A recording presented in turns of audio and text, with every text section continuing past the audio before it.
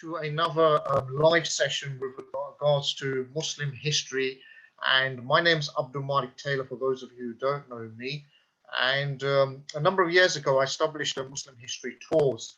And the primary reason was because I wanted to showcase what we've contributed to Britain. That's what we specialize in. Yes, I can overlap into the Ottomans, India, Andalus as well. But you know, when we consider that most of us are actually born and bred in UK, but what do we know about the contributions we've made to UK? When we look at European Muslim history, we traditionally tend to look at Turkey, the Ottomans, Andalus as well. But you know, the country we live in, we have no idea what contributions we've made historically, as well as like you know, people generally remember the golden era, which I don't like to use that terminology because it's kind of like geographically boxed into a certain time period and into a geography, a landmass as well, and it excludes other places. And you know, people speak about the contributions that were made in Andalus as well. But what do we make contributions that that brought benefit to Britain? And that's another aspect of the tours and these presentations, etc. That I like to actually share in terms of other people discovering the Muslim contributions. And after the loss of Andalus, you know, Muslims struggled for the last 500 years. What can you, in the sense that, can we name a scientific contributions that the Muslims have done in the last 500 years? It's very rare for me to find somebody who can actually make mention of that. And we're going to be speaking about Lady Montague, Ottomans and vaccination today. It's very, you know, the vaccination part is a hot topic, as my guest over here, Dr. Hina Shahid, is fully aware. She's the chair of the Muslim Doctors Association. Both of us have actually in some ways have been bombarded with like different WhatsApp messages with regards to you know, vaccination and what it can cause and this, that, whatever. And when you look at them in general, you find it's not really based on anything. And when you ask them, do you know who actually introduced vaccination to Britain? People have no idea, but you know, amongst the Muslim community, but even amongst the non-Muslim community, you generally find they have no knowledge in terms of who introduced vaccinations to Western Europe as well. So this is something we're going to be discussing today: the journey of vaccination and how it arrived in UK. So I'm going to make a start, and Dr. Hino will continue afterwards in about 25 minutes and 30 minutes or so. So let's make a start. So we're going to be looking at Lady Montague. Who was she? Lady Montague was somebody that was born in London in May 1689, and she actually died in August 1762, also in London. But she was a person who was of nobility, as well as she was a traveler, she was a writer as well. And you know, just by looking at this house over here, which you know is Middlethorpe Hall, which is in Yorkshire, you can imagine the type of setting she actually grew up in. And it was in this type of setting where she actually self-taught herself Latin as well. And Latin at that time in the 1700s was largely seen as a language that was reserved for males. So she was a bit of, you could say, like, you know, I mean, you said, was she rebellious, or was she like taking on, and she had that thirst for learning as well? But she learned Latin herself. She could speak French as well, and obviously she spoke English. Then when she was 23 years old in the year 1712, she married Sir Edward Montague. And Sir Edward Montague, he had a number of positions in society, but he actually he trained as a lawyer in the Temple Inn, and he was an MP for Huntington as well. He also became a civil servant working for the Treasury. But where he gets his, if you like, his fame was for his short time as the Ottoman ambassador from the year 1716 to 1718. But they were living at that time in a place called Acton, and I'm actually a resident in Acton. I live in Acton. I'm running this live from Acton as well, and this is the house that both of them were living at, and it's called Berrymead House. And this Berrymead House actually had a lake. So it's a grand house, you can imagine, not too different from the Middlethorpe Hall as well. It's a grand, it represents status. It does, and at that time, Acton was seen as being countryside, and as opposed to what it is today, as it's seen a part of London, West London. And what you find is that Acton at that time was 5 miles away from London itself, and obviously people will be travelling by coach and cart, etc. And at that time, Acton was seen as a bit of a place where people could actually, the wealthy city workers could have a country house, and across time it then also became a bit of a spa town as well, because they discovered Acton Wells. But she would have entertained people at her place as well in Berrymead House. Did she have Muslims at that time living with her, or did she come across Muslims in England at that time? I don't know at the moment, I'm being honest. But I do know, obviously, when she traveled to the Ottomans, that's when she was exposed to the Muslim culture and customs, etc. But just to give you an idea of where Berrymead House used to exist, for those of you who know Acton in West London, it was a place on Salisbury Street, and it's behind the old Acton Town Hall. And the grounds of Berrymead House used to go all the way back to the railway track, which is behind now the grounds. And there was a number of streets that were named after Berrymead House. So you have Berrymead Gardens. You've also got a Berrymead Hall as well. And if you can just look to the left side as well, you can see there's a couple of mosques highlighted there.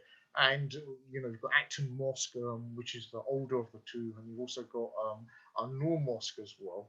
And just below there, at the end of Church Road, on this road is called the Avenue. And incidentally, this is where we had the Quran translator into the English language, Abdullah Yusuf Ali. He was living here in the 1920s. And that's something I did discover. And I also then obviously speak to other historians as well. I was informed that Lord Headley would actually, who's an English convert to Islam, would visit Abdullah Yusuf Ali in Acton as well. So this was in roughly around the 1920s. So that's the current. Sorry, then what happened in the 1980s? It was the Tory party were the last occupants of Berrymead House, and the local authority thought that it's costing too much to in terms of its upkeep, as well as it was falling to pieces. So it was decided, let's demolish it, and then it became a car park. Now it's actually got some luxury flats on site as well. So that's something in terms of the progression of how Berrymead House developed it, as well as the loss of it, if you like. So before Lady Mary Montague went to the Ottoman Empire, some of you may realize that she was also exposed with some ideas with regards to how the Muslims or the Turks were. And I'm going to be drawing upon these examples because it's very much, I think we need to know about her experiences with regards to the Muslim culture. And it's not just what she brought back, but what she experienced there, and what she realized that what she was reading in terms of that exposure, what it was in reality. And before she went also to the Ottoman Empire, she had a son called Edward Montague, and she also had a spell of, she actually caught in 1715. She contracted smallpox, but she survived. And smallpox is something like flu-like symptoms, fever and raised bumps to appear on her face as well as on her body. So that she also, in fact, actually lost her brother to smallpox as well. And smallpox during the 1700s, it was, it was a disease basically that was out there to kill people. And I'm going to be coming back to that later on. So, how was the Ottoman Empire during this time? Just before she had actually reached there. Well, Ottomans and Russia were at war again from 1710 to 1711. And they were actually, the Ottomans were encouraged to go to war with Russia because of the Swedish king Charles the 12th. He was living in the Ottoman Empire. He was actually, in fact, given refuge under Sultan Ahmed III.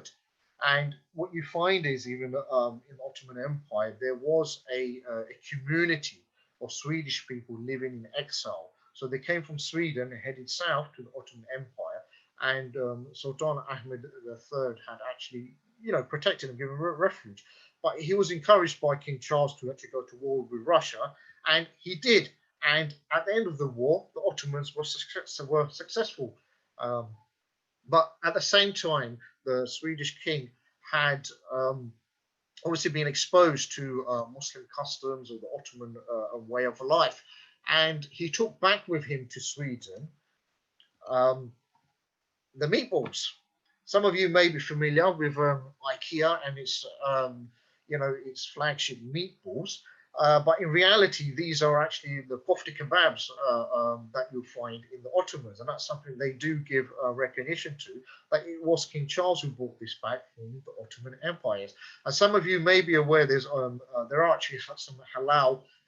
There are some IKEAs which actually serve halal menus, which these meatballs are obviously halal as well. So perhaps when we're out of lockdown, you go and have a taste of the meatballs at those IKEAs which serve halal food. But also something he took back was the concept of the ombudsman, where if you wish to raise a concern to a ruler, you would go to like a secondary person who would actually take into consideration your complaint and would investigate it. And this is something what Sweden are seen as the pioneers in terms of like in democracy. But people fail to realize that in origin this came from the Ottomans as well. So there's a couple of if you like some practices that Sweden, King Charles actually took back with him to Sweden, and where Sweden gets, if you like, are seen as pioneers in this, when in reality it comes back to the Ottoman. So going back to now Lady Montague. Lady Montague, she travelled overground, but her luggage, etc., went by ship, and she had actually arrived in Adina. And she, this is where she's actually having her first time experience with regards to meeting Muslims now, especially the Muslim women, because as a female, she could actually go to the female-only domains as well and actually interact in reality with the Muslim women. And she makes a number of observations as well. But just to give you a bit background about this city in itself, I mean, she would have arrived at a time when the temperature would have been about 20 Celsius, as well as it had a population of around about 35,000 as well. And for those of you who know who love the history about the Ottoman series, etc., some of you may be aware that this place was once upon a time, for 84 years, the capital of the Ottoman Empire. And before that, it was Subunit as well. But then after this place, it was Istanbul, when Mehmet II, who was born incidentally in this city, when he conquered Constantinople in 1453, that's when the Ottoman capital then went to Constantinople, or as we know it today, Istanbul. So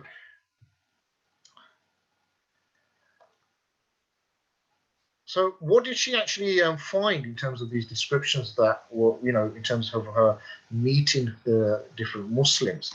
Well, this is what she said with regards to the actual Quran as well. She states, The purest morality dwelled in the very best language. Now, it doesn't sound, as if it's like something she has a dislike for. Obviously, she has a liking for the language as well here as well. But what she also writes back in her 53 odd letters to friends in England as well as France is descriptions of the Muslim women as well.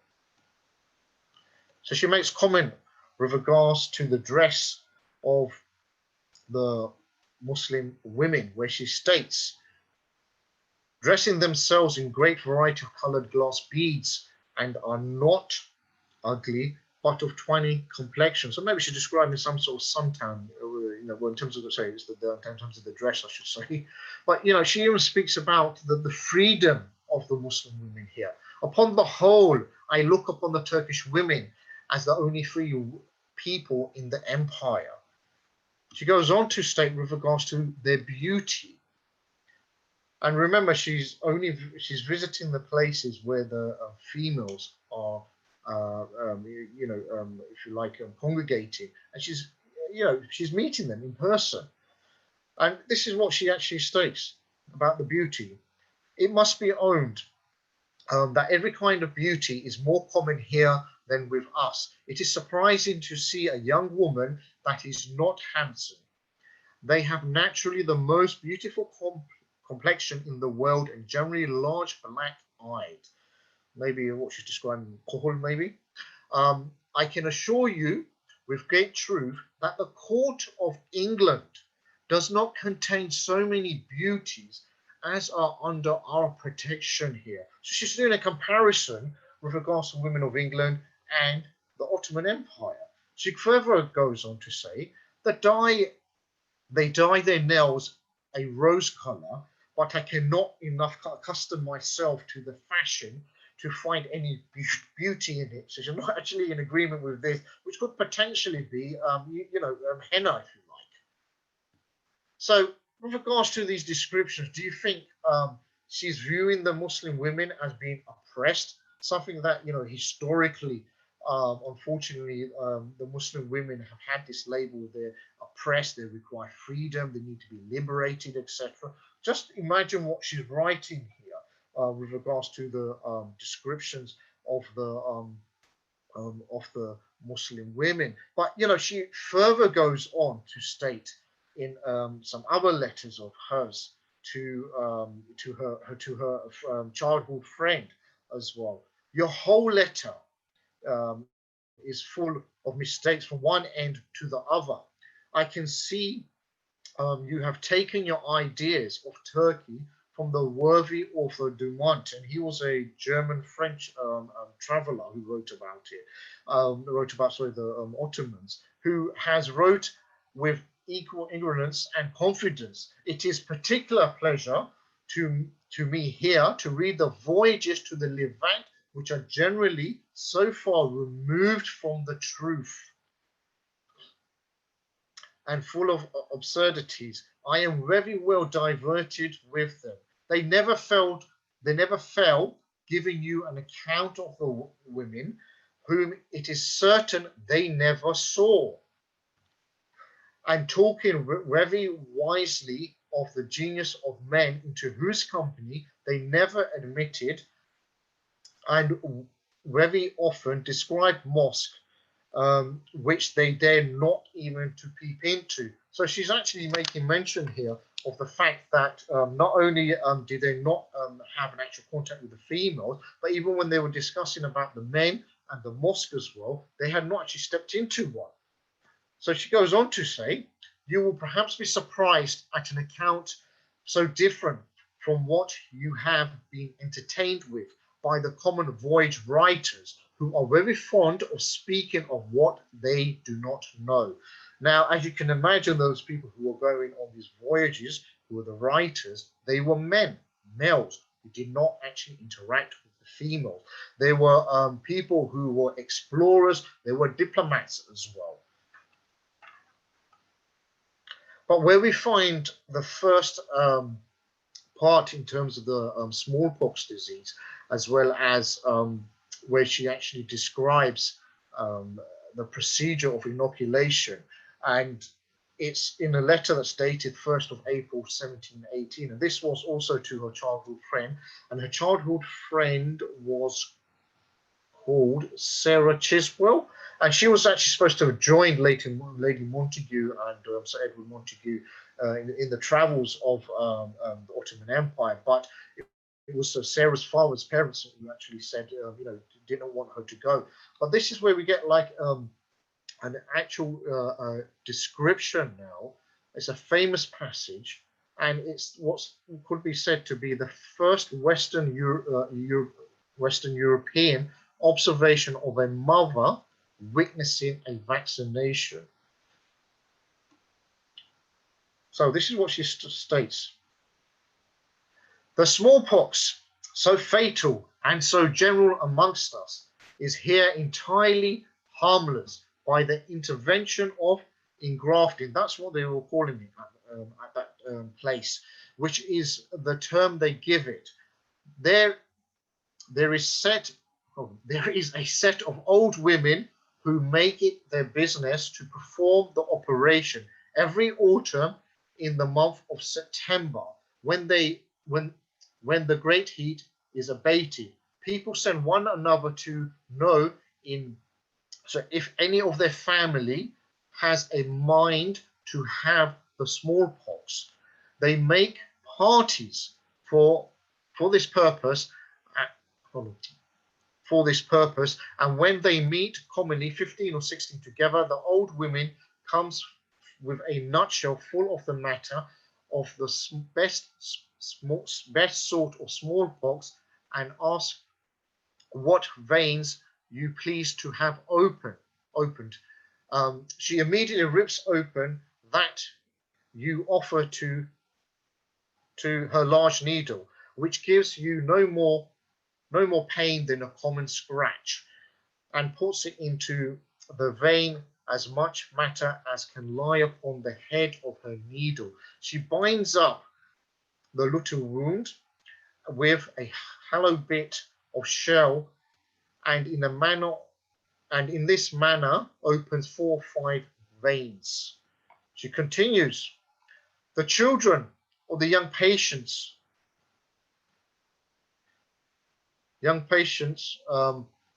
play together and are in perfect health until the 8th, meaning the 8th day. Then the fever begins to seize them, and they keep their beds. They keep their beds 2 days, but we seldom 3. They have very rarely about 20 or 30 pops in their faces, which never mark, and in 8 days' time they are as well as before their illness. Where they are wounded, there remains running sores during the distemper, which I don't doubt is a great relief to it. Every year, thousands undergo the operation, and the French ambassador says pleasantly that they take the smallpox here by way of diversion, as they take the waters in their countries. The waters in other countries. There is no example of anyone that has died in it, and you may believe I am well satisfied of the safety of the experiment, since I intend to try it on my dear little son. So effectively what we have here is her describing which can be described as a children's party. That's how it was taken as. The old women performing like a children's party in order to have this inoculation and grafting to be done. But who was the little son? That's the little one there, who's dressed in white. Edward Montague, his name was, and Edward Montague is dressed in white. We also have what do we have? Also, Lady Montague, who's dressed in a blue-edged coat, open, as you can see from the front, and you've got a gold dress underneath it with a Turkish fashion turban as well. And this is what we see her wearing is in fact Turkish dress, and this is something you would have also found in the high class, basically in London, of this type of fashion emerging. And even if you were, today we look at perhaps Chelsea and Kensington for areas of like high fashion, basically. Back in the 1700s, it was around Bloomsbury, and a number of like if you like sketches that are done of the British Museum or the outside of British Museum, you do find identical type dresses as well. But that's a different discussion at that time. But here we see them standing on a raised platform, but you can just about work out. So there is a pattern there. That pattern there is in fact an Ushek rug. And Ushek is a place in Turkey that still to this day produces these rugs as well. And it's just out of interest, so just to mention in addition as well, that King Henry VIII, the Tudor king, he actually had over 400 Turkish rugs, and it's listed in his inventory saying that this rug came from Turkey as well. So it's an early English monarch who had even Turkish rugs as well. And on the left side, we see a Turkish woman playing a Turkish instrument there when she's seated. But then on the right-hand side, we also have a male attendant of Lady Montague passing over by the right hand a note, a message as well.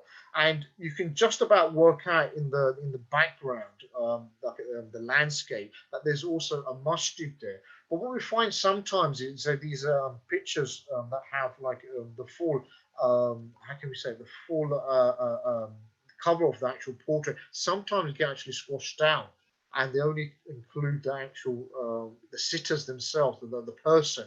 They don't have a reflection of who the other people are. And I've noticed in some of the paintings as well of the past that you do find, or portraits I should say, that there are some like buildings in the background that look like mosque, but they don't make it. There's no discussion there. And there's something here as well. When commentators speak about this painting, they don't actually make mention of the mosque that's in the background here, which is quite a I know well I could suggest the reasons why. It's just like you don't want to show a different type of culture, Islamophobic you could say, in terms of the commentary as well. So that's Edward Montague, Sultan Ahmed III again. But that's Edward Montague as he grows up. As you can see, he now has a turban. He has a much bigger beard than mine. He's got a highly decorative sword, not only around his waist, but also he's got something looks like another piece of sword in his right arm. And as you can see from his attire as well, he looks totally Turkish, as it's referenced in. And some of you may be wondering, oh, could he have become Muslim? Well, he did become Muslim, and he was noted. He actually, he first of all went to Westminster School, the elite school near Parliament, but he did actually run away, and he was put under supervision even to go to the Caribbean. He didn't like it. He came back. He ran away again, but he learned Arabic, and he adopted, as I say, the Islamic faith afterwards. So he was a English Muslim in the 18th century.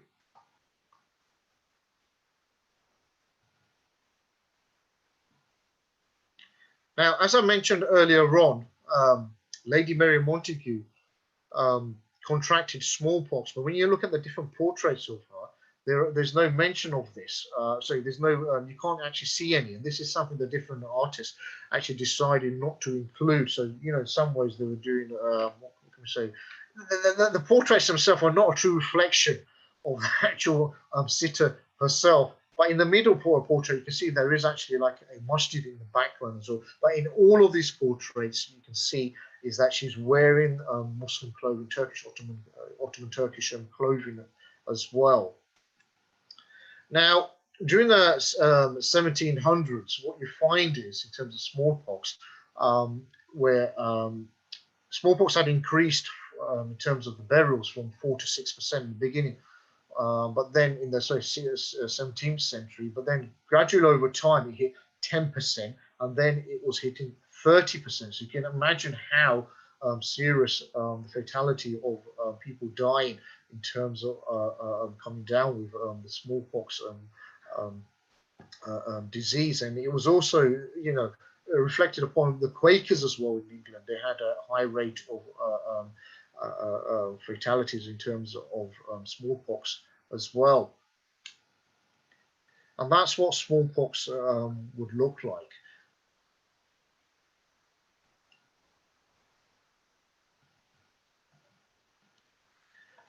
So what happened was Lady Mary Montague, she decides to get Edward Montague inoculated against smallpox.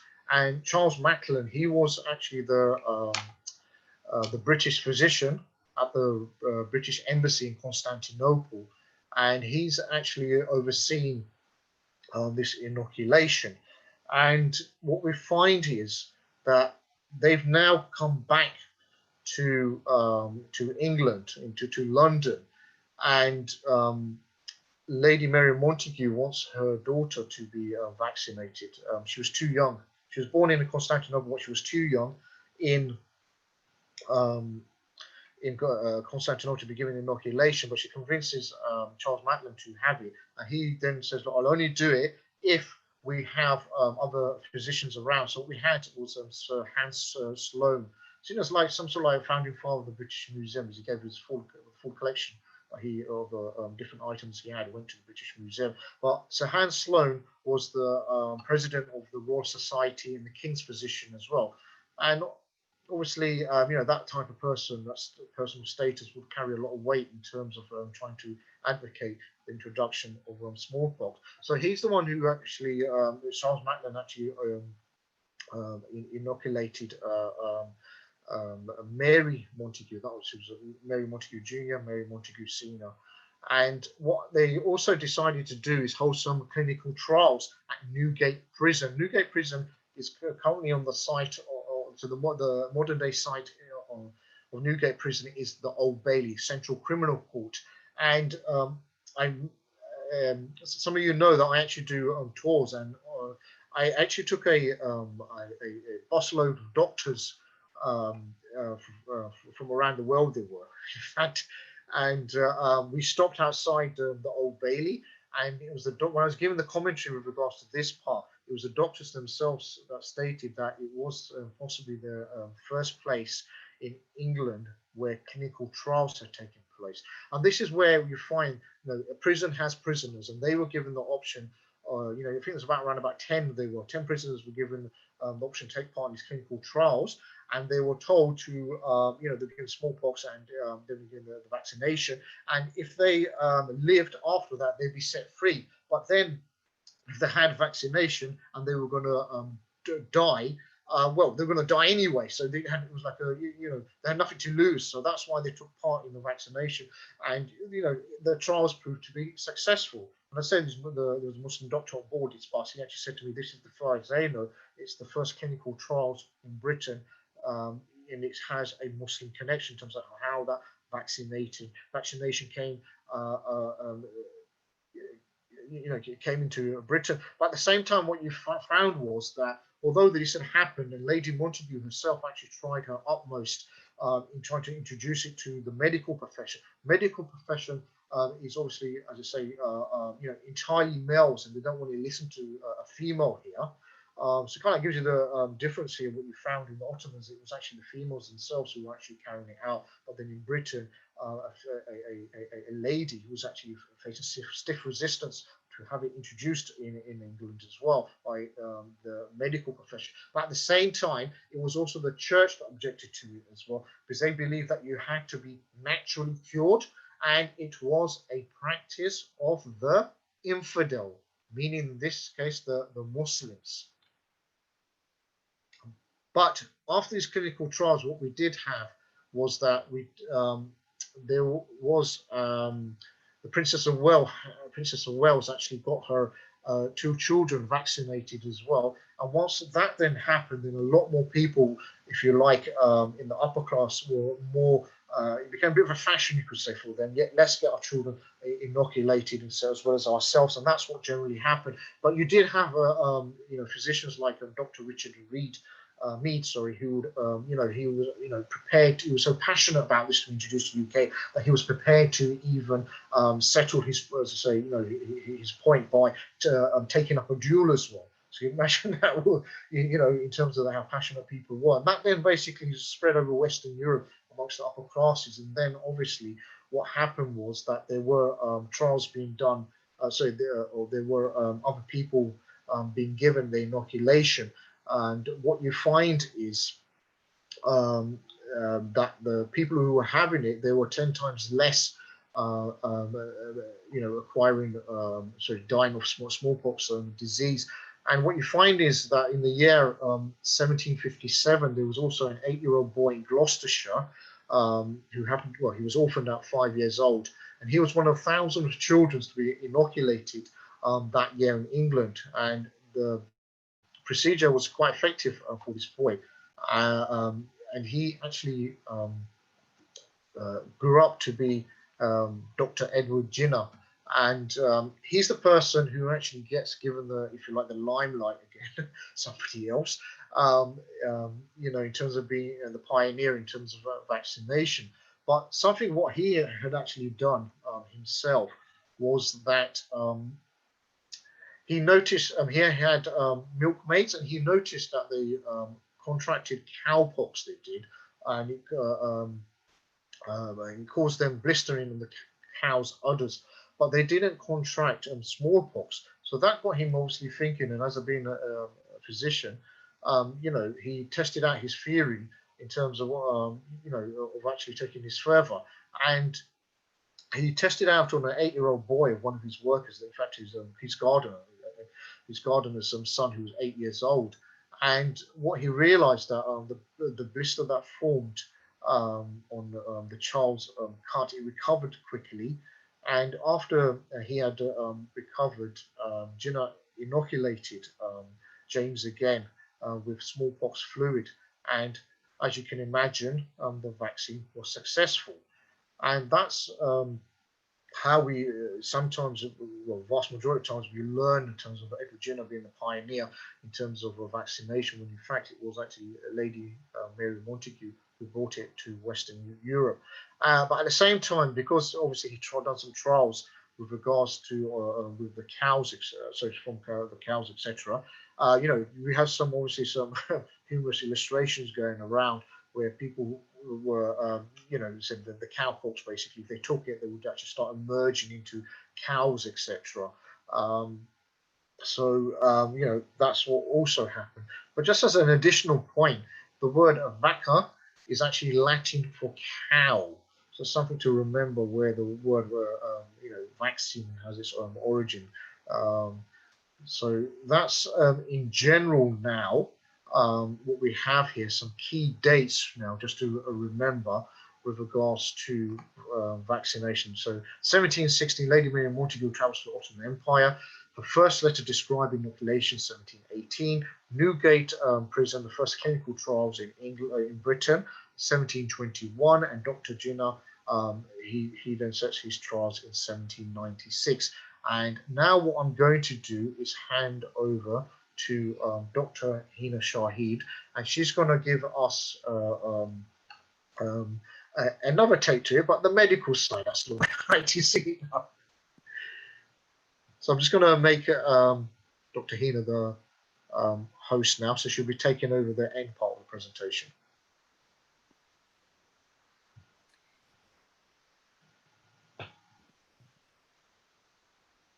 Okay, you're good to go? Thank you very much. Yeah, I'm just sharing my screen.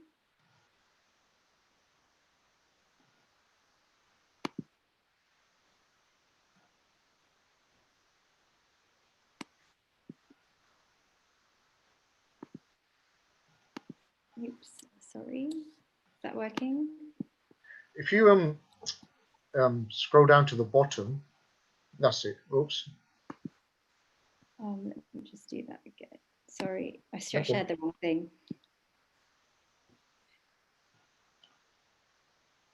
That's it.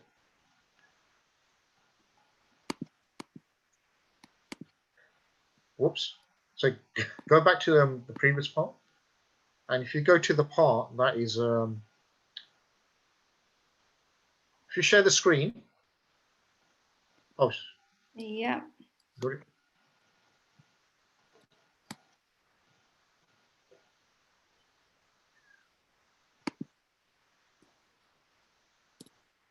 Okay, so sorry about this. Okay.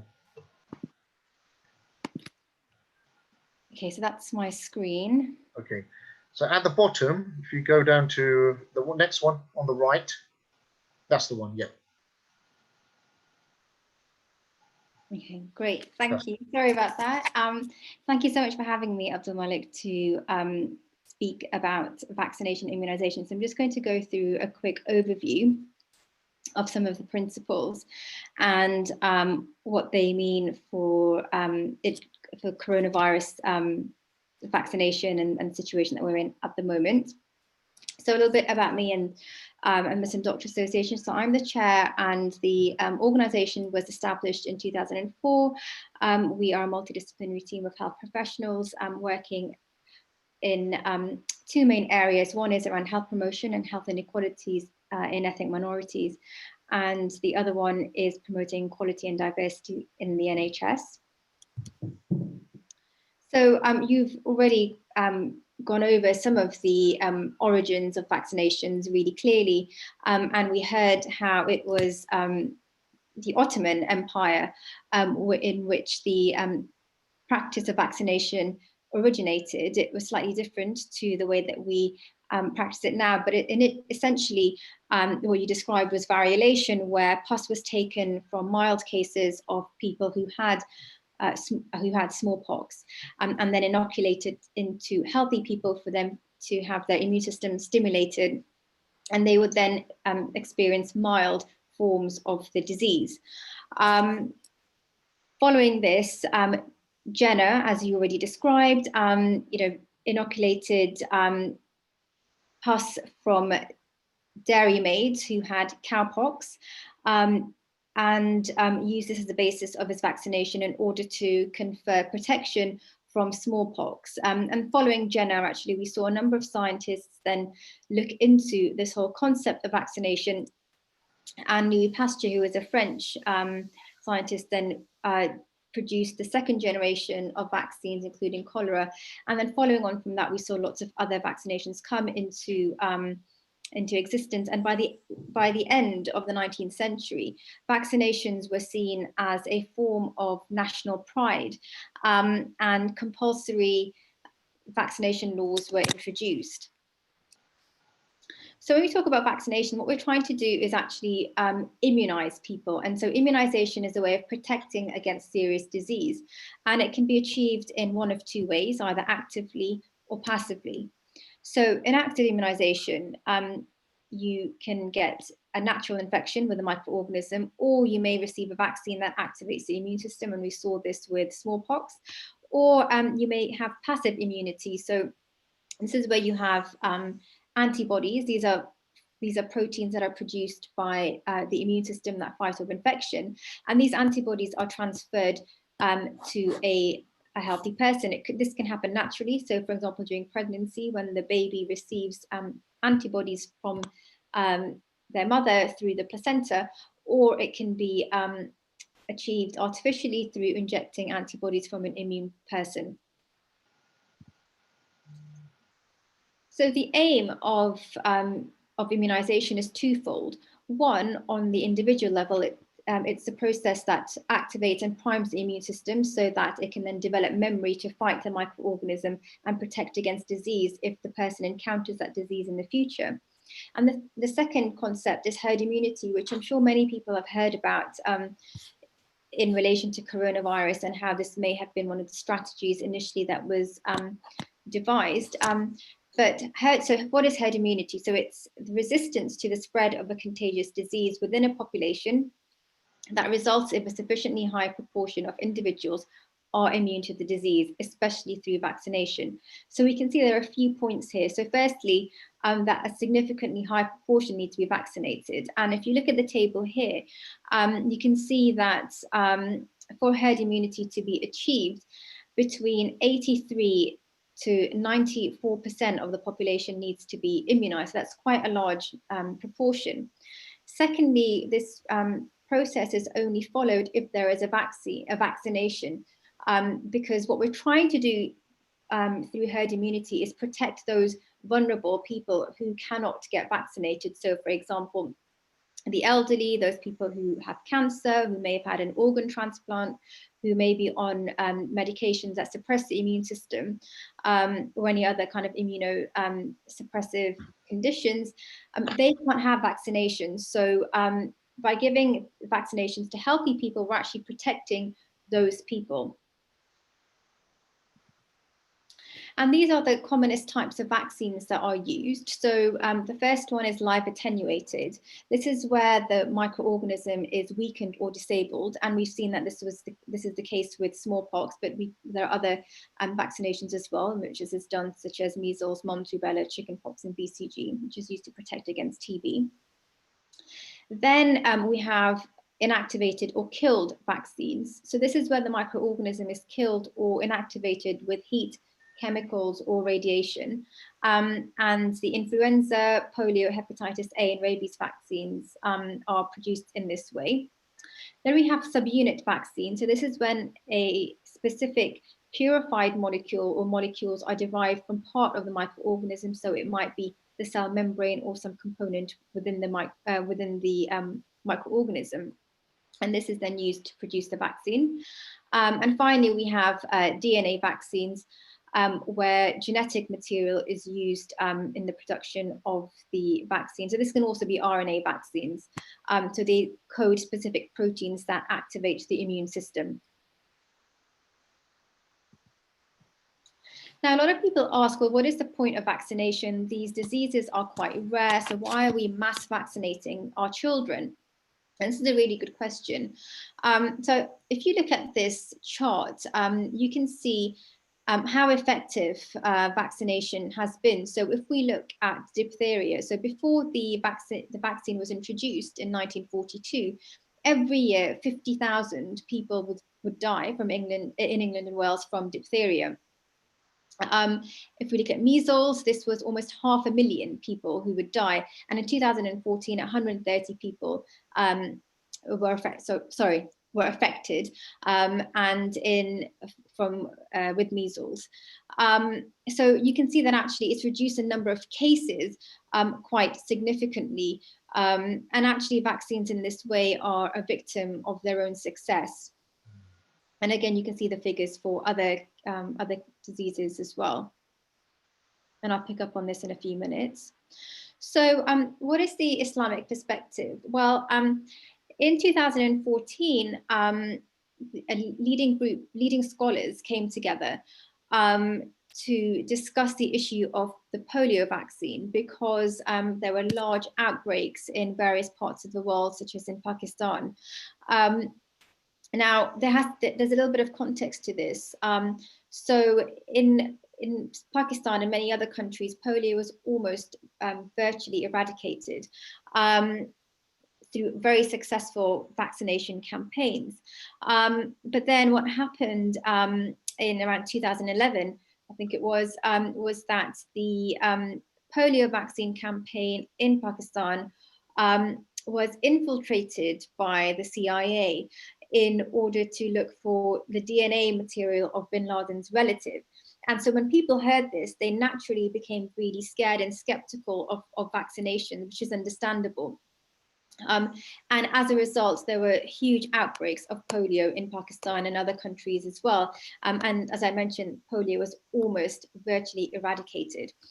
So this is what the group of scholars said, that so they said that protection against diseases is obligatory, and that any actions which do not support these preventive measures and cause harm to humanity are un-Islamic. And if we then just look very briefly at some of the Islamic values and ethics, we know that the principles of preservation of life, of preventing harm and public interest are key principles in Islamic law, so the Sharia. And we can see how vaccinations actually further these key principles. And some scholars have gone beyond this to say that actually there are other principles that are promoted through vaccination, such as the preservation of religion, preservation of progeny, and preservation of intellect through various means. Now, there are a lot of myths that are, have been circulating around vaccinations for many, many years, and especially now because of COVID and the vaccine trials, they've kind of heightened. So I just want to go through some of these common myths. So the first one is, the normal childhood illnesses. So why do we need to give these vaccinations? So as I've discussed already, and if you remember that chart, we saw significant decreases in the number of people who were getting the diseases such as measles, which can cause widespread complications like meningitis. It can also cause death, also diphtheria and various other life-threatening and also disabling diseases. So they're not normal diseases of childhood. And like I mentioned, vaccines have become victims of their own success because they have been so successful in eradicating or significantly reducing many of these illnesses. The second common myth is that vaccines are, vaccination is a form of Western propaganda and is a product of big pharma. But again, we heard from Abdul Malik how the whole concept of vaccination actually originated in the Ottoman Empire, so in the Islamic world. And actually, when doctors and nurses and other scientists are making decisions around vaccinations, that they're not motivated by finance. We don't have any financial incentive to give vaccinations to people or to our patients. It's because we believe in the individual and public health benefits, and healthcare workers are trained in critical appraisal, so we're able to look at the evidence, and if there is harm, then it won't be given. The other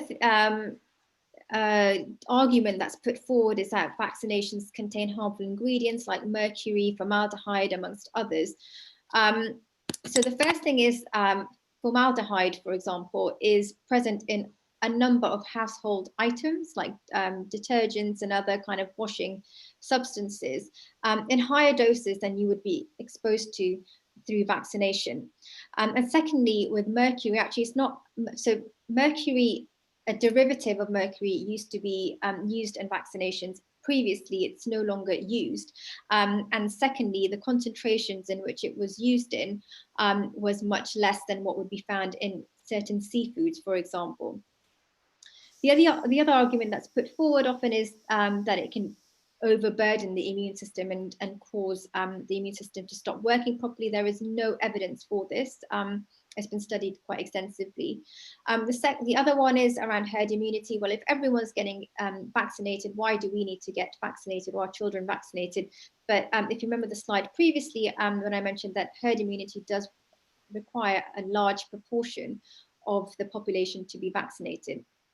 And finally, and probably one of the most common arguments that is put forward is the link with autism and other conditions like sudden infant death syndrome. So if we just look at the study on autism that was carried out in 1998 by Wakefield, who was a pediatrician, this study recruited 12 children. When the scientific community started looking into the way in which the study was done, it was found that actually there was a lot of bias and misreporting, and there was also financial gain for it to be reported in this way. And the study was then retracted, and the doctor has been subsequently struck off the medical register. And since then, there have been multiple studies, including a very large one in Denmark in 2018 on 650,000 children, which showed that there is no link between the MMR vaccine and autism.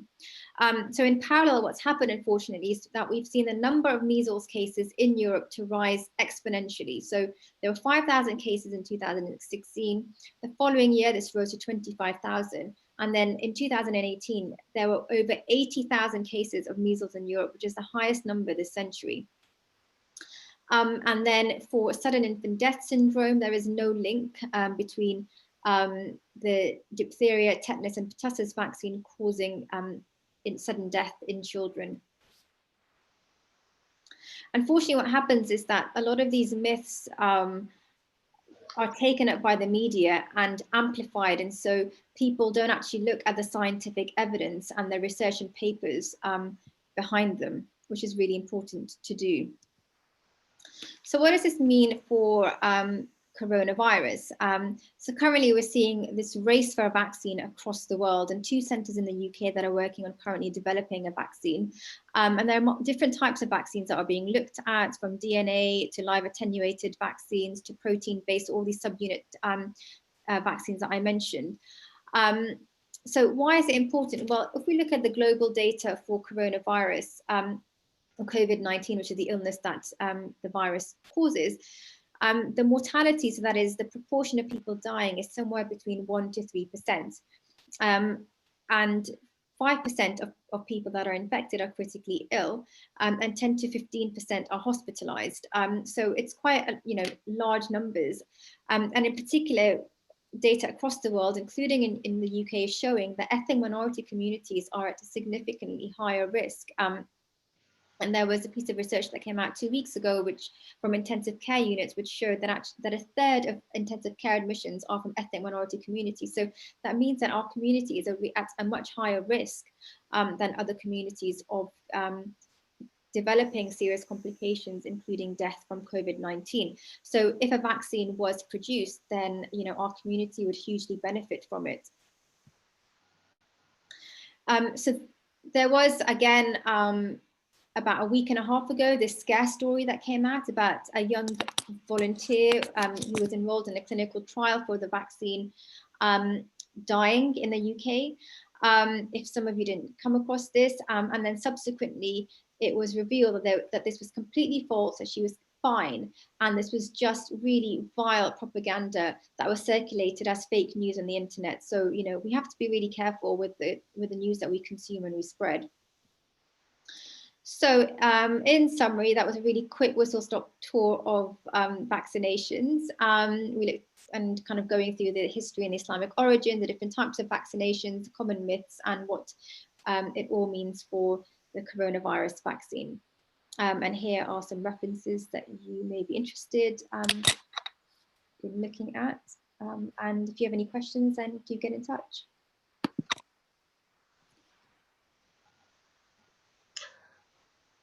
Okay, fantastic. Jazakallah khair, Dr. Hina Shahid. For those of you who are on YouTube, if you have any questions, put it in the comments section, and either one of us can take the questions. But I have a feeling who's going to get all the questions though. So if you've got any questions, type away in the comments section.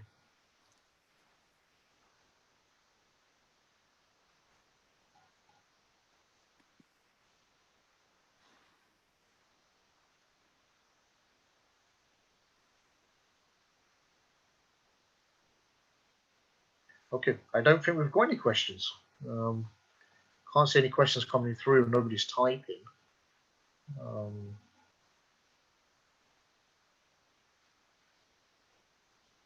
But here's a question, Dr. Hina. Do you think religious communities have always been resistant to taking up vaccinations? That's a really interesting question. So we think that religious communities are particularly resistant, and in particular, the spotlight has been placed on Muslim communities having a higher amount of vaccination hesitancy or resistance. But there was a study that was carried out a few years ago by the London School of Hygiene and Tropical Medicine, which actually showed that it isn't Muslim countries or Muslims, but it's actually Europe in general has the highest vaccination refusal. So this is, again, another common myth. But yes, anecdotally, across the board, there is a lot of scare. There are a lot of scare stories and fake news around vaccinations. Okay, that's fantastic. Well, somebody has got a question. Is vaccination safe today? I think we've covered that. I think we've covered that. Yeah. So when vaccines are produced, they need to go through various phases. Of clinical trials, and at each stage or each phase, there are really rigorous safety checks that are put in place to make sure that the vaccines that are then distributed, and that we get are safe to use. And even after they've been rolled out, we're constantly monitoring for any side effects or harmful effects and reporting them. and there's a central organization that we report to. And if there is significant concern about any kind of safety issues coming out about a vaccination, then that would be investigated and action would be taken. Okay, fantastic.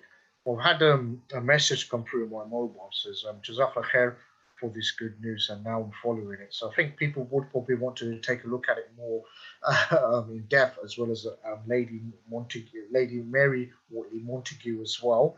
But there's no other questions. But if I can ask them, Dr. Hina, can you just actually make me the host again, please? And those people who are watching us on YouTube, and Dr. Hina Shahid, the chair of the Muslim Doctors Association, very much appreciated for joining us once again. It's very enlightening. Gives definitely, I've learned something as well. It does definitely give a different perspective to normally what we're hearing. We've got a question that has just came in.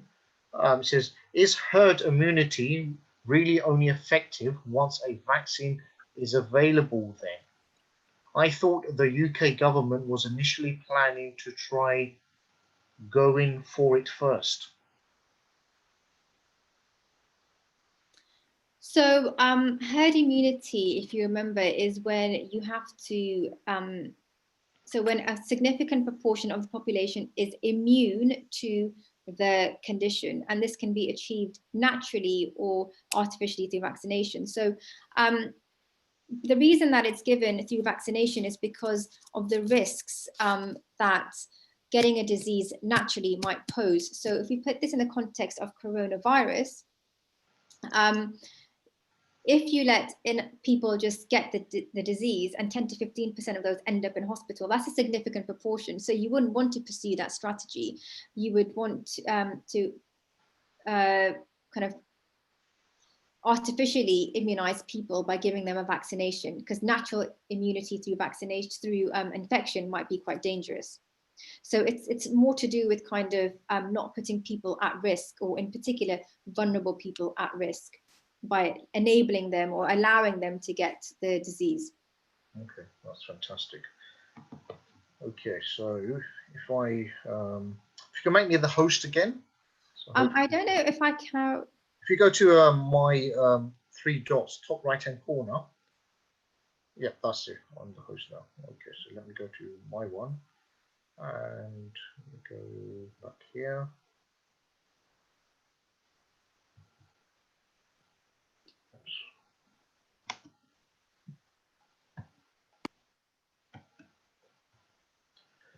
Okay, just as a disclaimer, please consult your own GP with regards to your own personal medical situation and how you are. And we're just providing information here. This is not a medical opinion for you guys just to go out there and start vaccinating, etc.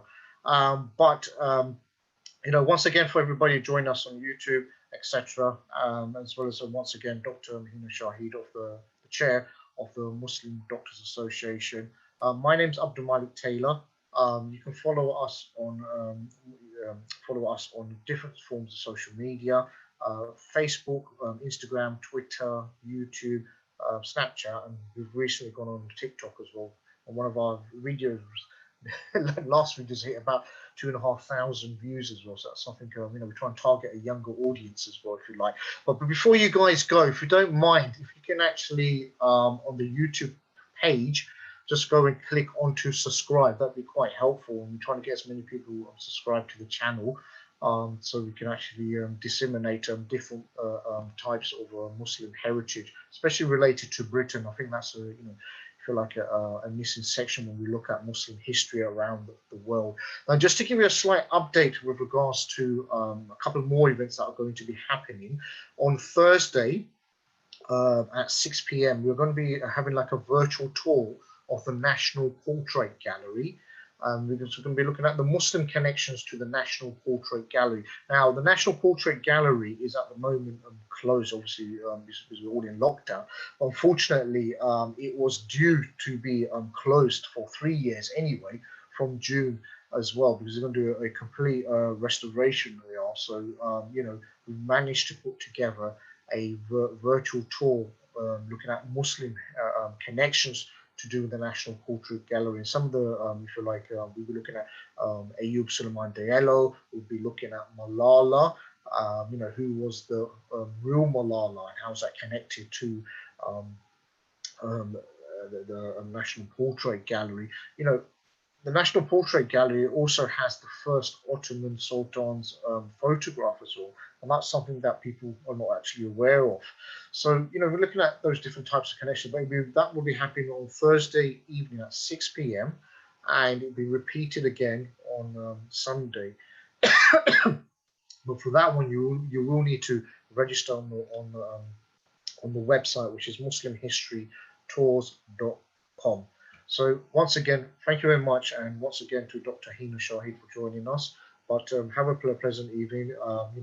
We're approaching near enough the last hour before iftar, so it's also a good opportunity to make dua as well. And I hope you have a nice Ramadan, and we all, inshallah, I'm hoping that we entered Ramadan in lockdown, but we come out of Ramadan not in lockdown. We can actually celebrate Eid how we're supposed to be having Eid.